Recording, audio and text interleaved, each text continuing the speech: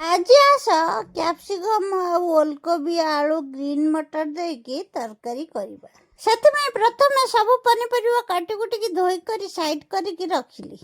ସେଥିରେ ଦେବା ପାଇଁ ବାଟଣ ମଧ୍ୟ ବାଟିକି ରଖିଲି। ଅଦା ରସୁଣ ପିଆଜ ବାଟିକରି ଟମାଟର ମିଶେଇକି ବାଟିକରି ରଖି ଗ୍ରୀନ୍ ମଟର ମଧ୍ୟ ଚୋପା ଛଡେଇ କରି ତାକୁ ଧୋଇ କରି ଗ୍ୟାସରେ କଡ଼େଇ ବସେଇ କଡ଼େଇ ତାତିଲା ପରେ ସେଥିରେ ତେଲ ଦେଇ କାଟି ରଖିଥିବା ଓଲକୋବି ଆଳୁ ଆଉ କ୍ୟାପ୍ସିକମ୍କୁ ଭଲ ଭାବରେ ଭାଜି କରି ରଖି କଡ଼େଇରେ ଆଉ କିଛି ତେଲ ଦେଲି। ତେଲ ତାତିଲା ପରେ ତାଥିରେ ଜିରା ଦେଲି। ବାଟି ରଖିଥିବା ବାଟଣ ଦେଇ ତାଦେହରେ ଲଙ୍କାଗୁଣ୍ଡ ହଳଦୀ ଗୁଣ୍ଡ ଲୁଣ ଦେଇ ବାଟଣଟାକୁ ଭଲ ଭାବରେ କିଛି ସମୟ କଷିଲି। ବାଟଣ ଯେତେବେଳେ ଭଲ ଭାବରେ କଷିଗଲା ସେଥିରେ ଗ୍ରୀନ୍ ମଟର ତା ସାଙ୍ଗରେ କ୍ୟାପ୍ସିକମ୍ ଦେଇ ଆଉ କିଛି ସମୟ ତାକୁ ଭଲ ଭାବରେ କଷିଲି। ଗ୍ରୀନ୍ ମଟର ଆଉ କ୍ୟାପ୍ସିକମ୍ ଯେତେବେଳେ ଭଲ ଭାବରେ କଷିଗଲା ଭାଜି ରଖିଥିବା ଓଲକୋବି ଆଳୁକୁ ସେଥିରେ ଦେଇ ଆଉ କିଛି ସମୟ ଭଲ ଭାବରେ ଏପଟ ସେପଟ କରି ତାକୁ ମଧ୍ୟ କଷିଲି। କାରଣ ଭଲ ଭାବରେ କଷିଗଲା ପରେ ତା ସାଙ୍ଗରେ ପାଣି ଦେଇ ତାକୁ କିଛି ସମୟ ଫୁଟିବାକୁ ଛାଡ଼ିଦେଲି।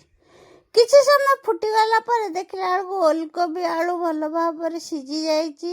ଏବେ ଆମର ପ୍ରସ୍ତୁତ ହେଇଗଲା ଓଲକୋବି ଆଳୁ କ୍ୟାପ୍ସିକମ୍ ଗ୍ରୀନ୍ ମଟରର ତରକାରୀ। ଏତେ ଟେଷ୍ଟ ହେଇଛି ଯେ ତରକାରୀଟା ଆପଣମାନେ ଭାବି ପାରିବେନି। ତରକାରୀ କି ଗରମ ଭାତ କିମ୍ବା ରୁଟିରେ ଖାଇପାରିବେ। ରହୁଛି, ଦେଖାହବ ନେକ୍ସଟ ଭିଡ଼ିଓରେ। ଆପଣମାନଙ୍କୁ ଯଦି ମୋର ଭିଡ଼ିଓ ଭଲ ଲାଗିଥିବ ତାହେଲେ ମୋ ଚ୍ୟାନେଲକୁ ଗୋଟେ ସବସ୍କ୍ରାଇବ୍ କରିଦେବେ ଆଉ ଲାଇକ୍ ମଧ୍ୟ କରିଦେବେ। ଆଉ ଫେସବୁକ୍ ପେଜରେ ଫଲୋ କରିବା କେବେ ବି ଭୁଲିବେ ନାହିଁ।